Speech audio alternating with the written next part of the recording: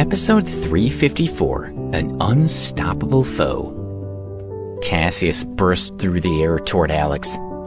He looked as if he could destroy the world with one kick. Alex sensed him coming and turned to face him. He bent his left leg forward and spread his arms out wide. Lowering his body to the ground, he quickly moved back out of Cassius's path.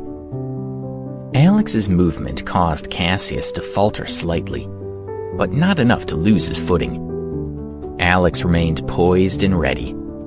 This leader wouldn't be as easy to trick as the priests he had sent to kidnap Debbie.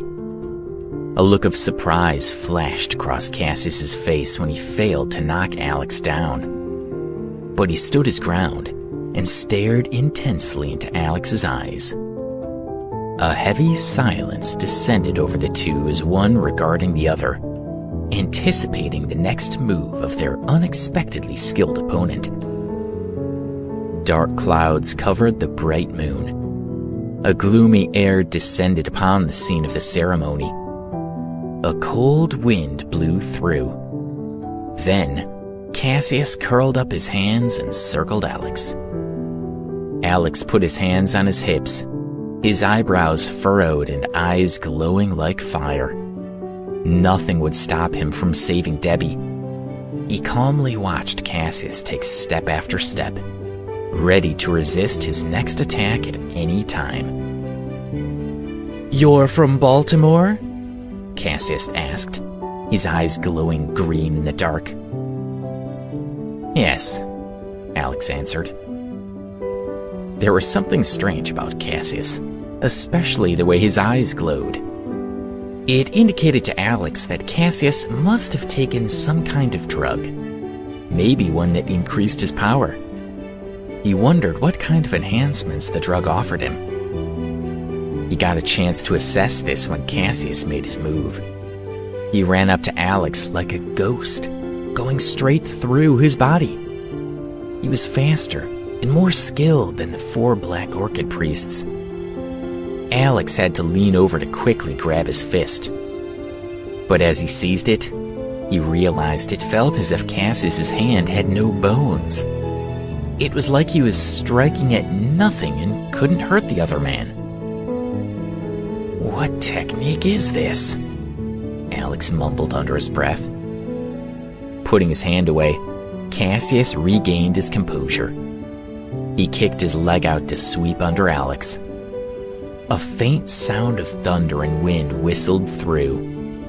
Alex stretched out his right leg to block Cassius's attack. But when their legs touched, Cassius's legs seemed soft, absorbing the force of Alex's blow. It completely stole Alex's power, wasting the energy he had put into the kick. He was worried. If this had been a normal fight, he would not have been afraid. However, this Black Orchid leader seemed to have mastered some ancient martial arts moves, so he could fight Alex without overexerting himself. Debbie stared at Alex without blinking. There was worry and concern in her eyes. She was so scared for him that she forgot to be worried about her safety. Alex took a breath. He knew that the more anxious he was, the harder it would be to achieve his goal. "My usual strategy isn't working," he thought. "I won't be able to defeat this man like the others. He's too fast. And if I try to hit him, he can manipulate his body and deflect my punch." He immediately changed his approach. He began to fight more fiercely and cover Cassius with a flurry of attacks. All he heard was a cry as Cassius's body fell back. But despite his punches, Cassius couldn't be defeated. No matter where Alex hit him, his head, his feet, anywhere, Cassius's body absorbed the blows. Each joint could be knocked freely and not be damaged. Distracted by this development, Alex paused in surprise. Cassius was quick to take advantage of his hesitation. He suddenly burst out and unexpectedly rushed toward him. His original defensive position became an offensive one. And now, Alex was the one who needed to protect himself. But neither man appeared to be making much progress. It appeared that the fighters couldn't beat each other. Cassius was growing impatient. His clothes were torn, his muscles bulging as he and Alex continued to go back and forth. The dark clouds had drifted past now, the moonlight shining brighter and brighter over the altar. Cassius made his move. A burst of green light shot from his arm, forming the shape of a crescent sword. He struck Alex, but caused no damage or pain. If anything, Alex shone brighter under the moon. They had both met their match. No matter what moves they pulled on each other, no matter the fighting style, they could not defeat one another. They were interrupted by fireworks flying and exploding in the air. Cassius was bewildered. This was the signal of the start of the ceremony. It was time to offer the gods their sacrifice. "Fire!" he called out suddenly. Alex was taken aback when he saw a few members of the group running toward Debbie, torches in their hands. It seemed they were going to burn her alive. His heart thudded in his chest as he ran to her side. "Debbie!" Alex hurried as panic filled his body, his mind racing. He was hit. He could taste the metallic sting of blood in his mouth, but he kept pushing to get closer to Debbie. He ran a few steps before he finally fell to the ground.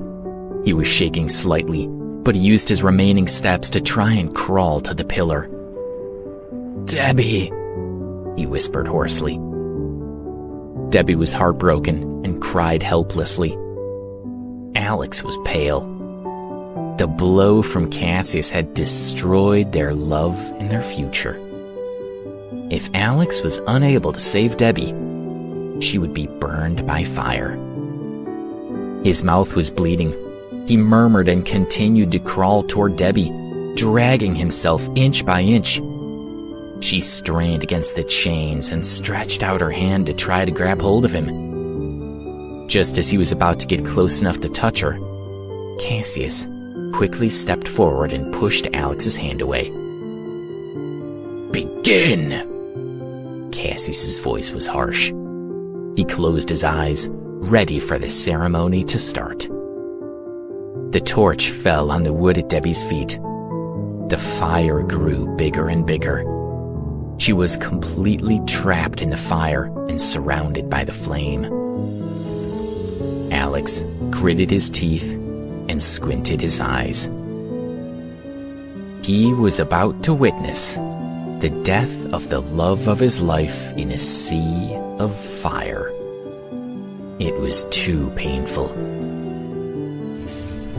"Light! Where did the light come from?" Cassius opened his eyes at the exclamation and saw a strange light coming from Alex's body. The light was as bright as the moon, and it was getting bigger and bigger.